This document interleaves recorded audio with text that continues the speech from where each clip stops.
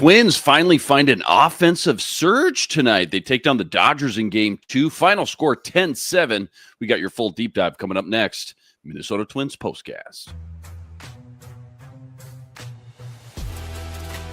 This is the Twins Postcast, your instant game reaction for the Minnesota Twins. Part of the Locked On Podcast Network, your team every day. What's going on? Back in the lab, back at it. Another Minnesota Twins Postcast right here, Locked On Sports, Minnesota Network, your team every day. Luke Inman at Luke_Spinman. Theo Tollefson, give him a follow on X at Theodore Tollef1, Twins expert over at Zone Coverage MN. A lot to get into. Our game MVP. I want to ask you, Theo, later, how much pressure is on Royce Lewis and Carlos Correa, for that matter, to turn the Twins' fortunes around here in the second half. But first, quick reminder, tonight's episode brought to us by Game Time. Game Time, download the Game Time app, create an account, and use code LOCKEDONMLB for $20 off your first purchase. Let's just jump right into it. Twins find a little offensive groove, 10 runs, albeit a small chunk of those coming off some Dodgers errors earlier in the game. We'll take it, though, however. They can get it at this point. Royce Lewis and Christian Vasquez, both with 3 RBIs. Carlos Correa, 4 runs scored on the night.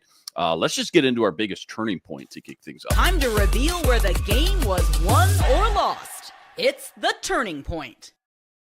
All right, Theo, biggest turning point tonight. When was it and why? Lay it on us. I mean, there were so many different points because it was a battle back and forth. The Dodgers did not hand this game over to the Twins, and nor should they have. This was a battle, what we would expect if you really need to grind a game and a victory against this team. So if I have to go at any point, it's that they were able to add those 3 runs there in the 7th, the top of the 7th, that little league triple of a bunt swing from Royce Lewis just turned everything around into their favor, because the Dodgers defense, after he made contact on that ball, just, again, I thought I was watching some little league baseball there with how things were going on defensively. So it was really good. They were able to add those runs on because they absolutely needed them. Obviously, they added another run in the top of the 9th, and the Dodgers still came back within 3. But I think that 7th inning, Royce Lewis, I mean, he's coming back from the second half fresher than anyone else in this lineup, I would say, even though it's a 5-game sample size, and the first 2 games were not particularly well for these Twins. He's looking very strong. You know what's funny? I'm later on, obviously, I'm going to ask you for a nerdy stat. Here's a fun stat. Royce Lewis goes 0 for 3 tonight in the box score, but gets credited with not 1, not 2, but 3 RBIs on the night for all those efforts. Got to love that. If you're Royce, you'll take him any way you can get him. Twins now 49-52 on the year. Desperately needed this one in Game 2. We'll preview the rubber match in Game 3 tomorrow, a little bit later on. But let's get into our game MVP here next. This is the Locked On Player of the Game. Couple different options, couple different ways you could go, I feel like. But from your lens, Theo, today's game MVP, who was it and why? Ooh, I mean, you can go the bullpen. You can go Royce Lewis getting 3 RBI on an 0 for 3 night. Correa heating up as well, getting on base 4 times here tonight. I think Christian Vasquez probably should get this one because he has very few games in his Twins tenure where he's been the player of the game, and tonight was definitely the case. He got the ball rolling early there. 3 RBI night, 2 hits, and with trade talks, this is a good time for him to be getting hot if a team wants to acquire him. So, I mean, it's been due, and he came up big against a big opponent, and hopefully he can stay here and help the Twins recover their postseason chances. But let's just give him credit for tonight and getting things going. Yeah, we're over 100 games in, 100 postcasts. He's finally on the board. He's got one on his resume. Yeah. Game MVP tonight. Good for Christian Vasquez. Plenty more deep dive, including does the second half of the season depend on Royce Lewis and Carlos Correa? That's all coming up right after this. Quick reminder, tonight's episode brought to us by FanDuel. FanDuel, America's #1 sportsbook and official sportsbook partner of the MLB. Right now, FanDuel is giving you a chance at a huge return, $150 in bonus bets, guaranteed when you win your first $5 wager. Why love FanDuel? You get the hunch in the middle of the game. You go check out the latest stats, view live play-by-play, and so much more, all on the same page where you place your bets to get $150 in bonus bets guaranteed when you win your first $5 bet. Go check it all out over at FanDuel.com. Getting some MLB future action if you dare. Twins sitting at plus 700 right now to win the AL Central. It's all sitting up over at FanDuel.com. Again, check it all out over at FanDuel.com and get $150 in bonus bets guaranteed when you win your first $5 wager. FanDuel, America's #1 sportsbook and official sportsbook partner of the MLB. All right, nerdy stat of the daytime. Crazy stat, fun analytic, Twins related. Give it to me. It's only their third win ever in Dodger Stadium. That's not true. No way. Mm-hmm. Yeah. Wow. It's been hey, it's only trying to wrap my head around that. That just doesn't seem. How is that possible? 13th and 14th game. That's why. But they've faced some mediocre Dodger teams in the early years of interleague ball. But yeah, wow, this is so what do you tell me? They're like 3-11 in Dodger Stadium right now. 3-9, no, 3-10, 3-10 right now. 3-10, fair enough. Yeah. Interesting. Okay. Not necessarily the glass half full, but hey, I guess we'll take it. Let's get into what we'll be talking about when it comes to the Minnesota Twins. This is what you'll be talking about. All right, so they had that terrible series. I know they won one game, but versus the Rockies, compared to expectations, was not good. Where are the Twins' stock, though, right now after this win here, Theo? Obviously, one game, one night doesn't really move the needle a lot in this sport, but how close are they to hit the sell button at the deadline? Or how many more series do they need to win here and rattle off a couple 4 or 5 game winning streaks to start instilling some confidence again? Like, how razor thin is that tightrope right now with this team?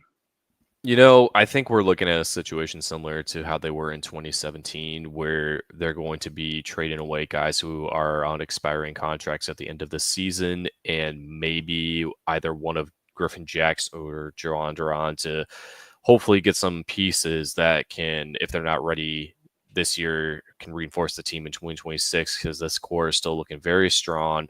They can really put together a good push in 2026 with the players they have, and hopefully by that time there'll be new ownership in place that has more funds to give. I'm not saying they're going to go out and sign Kyle Tucker, but at least get some better bats to balance out this lineup, and that's what they need right now. And of course, immediately, as we've been talking about, Correa, Lewis, do these two step up as they have been in the Dodgers series and help turn this team around? It's very possible that they do. And I was just looking at the numbers for the 2017 team, just look at the splits. They were hitting a lot better in the second half of the season than they were in the first half, and that's what helped them get that wild card push, even though it was just one game against the Yankees that turned out to be very dreadful, even though it got off to a bang with 3 straight home runs off Luis Severino. So I think we're looking at a very similar situation as to that. You're going to be trading away some key players, though, if you are going to be making some moves to add or at least sell off, expiring contracts. The 2 more key players who will likely be traded that are not looking well to get rid of right now with where the team's turning around are Willie Castro and Danny Coulombe. Coulomb's been one of the best left-handed relievers in baseball, but, they are always in high demand every trade deadline, and they're probably going to get an offer they can't pass up with him. And Willie Castro, of course, has been an anchor utility man for this team for the last 3 seasons. I know he's had his ups and downs, but this year, when he's been healthy, he's been really good for them, and that would be a huge piece to miss out on. So it really does come down to Royce and Correa turning things around at the plate, and they have been in these 5 games out of the All-Star break. They got some much-needed rest, but it's also a matter of who can they get in return, trading away certain players, and depending on who's left, can they coop together and put together a really good August and September and kind of repeat what we saw in 2017. If they're going to get hot, right, and go on a run, and you and I specifically have talked about this before, but it's got to start with Royce Lewis and Carlos Correa first and foremost. But maybe a Matt Wallner in there as well, right? Royce had 2-home run game the other night, 3 RBIs tonight. It just feels like Roy specifically, he's got to use that as like this launching pad, a spark for him to get clicking in the second half. Like, it's got to happen now is what I'm saying, because time's going to start running out here. No, I think we're already seeing it happen in these last 3 games, especially for him. He's getting on base more frequently. He's taking advantage of opportunities to drive in runs, as we saw here tonight. And, the same can be said for Wallner. The Correa's been a jump starter. And then obviously last night, I mean, he was inches away of making that game a lot more exciting. So there's still fight left in this team. We can't count them out completely. Again, 2017 is a great, reference point, if nothing else, of what a different core. I mean, Buxton's really the only player left from that team who's with this team now. So he's the one who's been through this, can lead them through this, especially now that he's as healthy as he's ever been since that season in 2017. So I think that's going to be our good reference point for the time being. Again, I still am of the opinion of all the guys who are on expiring contracts are likely going to get traded, along with one of Jax or Duran, which you don't want to see right now, especially since they got this huge victory off the Dodgers. They still got a rubber match tomorrow and hopefully can salvage this road trip to be 3-3, which, you would have expected it to be 2 against the Rockies and 1 against the Dodgers, but you'll take it if you can get the rubber match tomorrow and bring home split road trip and hopefully have some better abilities to recover and set yourself up better for, that last 1 or 2 wild card spots. You keep talking about contracts. You got me thinking. I'm just gonna put this out there, put you on the hot seat, so to speak. If you're building a team from scratch, if you're the GM, right, and you had the Minnesota Twins salary cap to play with, which we know is not a lot compared to other markets, are you, Theo, paying Carlos Correa over $37 million to be on your team? Like, has he been worth the investment that his bank account has soaked up since he's got here? I think a lot of people would say no, especially with the performance on the field, but you got to realize what he is to this clubhouse and how valuable he has been defensively, and how different shortstops probably would not have made as many good throws and plays at that position as he has. So I think, yes, he's still worth every penny they've been paying him. Again, a lot of players are not getting paid what they are worth early in their careers when they're putting up the better numbers, when they're under arbitration control. So he's getting his due, and he's going to still be a core factor for this team this season. Yeah. What's left in it and what he has left on his contract and beyond. So, let me can I play devil's advocate just for 1 second? Mm-hmm. Who cares about the clubhouse leadership if they're not winning games, though? Like, that only goes so, like, the clubhouse leadership stuff. We talk about, I cover the Vikings all the time. We talk about that stuff in the NFL, how important the chemistry is, the head coach, a quarterback relationship. That, like, there's a human element to sports that I think goes kind of under the radar. So I agree with you. But at a certain point, if you're not winning games, wouldn't you rather cash that money in and get guys that can help you win games? Because that winning games will help a clubhouse too. I mean, he is still part of that. You can't really reject that emphasis. I mean, there are other players who you can argue are not carrying their load even as much as he is, and that's part of it. So, it ain't all on him. That's for sure. He's just the easy target because he's making 37.3. That's really what it boils down to. Don't go anywhere. Preview Game 3, the rubber match tomorrow. We got Chris Paddock on the mound. That's all coming up right after this. Quick reminder, tonight's episode also brought to us by Prize Picks. Prize Picks, America's #1 fantasy sports app, now with more than 10 million members today. For me and my money, just by far the easiest, most exciting way to get in on all the action.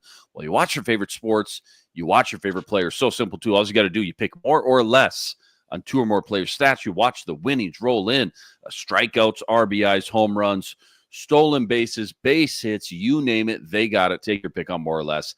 Add them to your Prize Picks entry today. Plus, they now offer Apple Pay, quick and easy deposits into your account all season long. Download the Prize Picks app. Use code LOCKEDONMLB for $50 instantly with any $5 wager. All right, you just brought it up. I remember you said to start this 6-game road trip, you got to go 3-3 at minimum. They can still do that with a win tomorrow, just not the way we thought it would look, to your point. Chris Paddock on the mound, offense maybe starting to warm up here a little bit as of late. Just your top 1 or 2 storylines you're looking at in this rubber match. Who's got to step up here the most? Well, Chris Paddock cannot allow 4 runs in the first inning before getting 2 outs. That's for sure.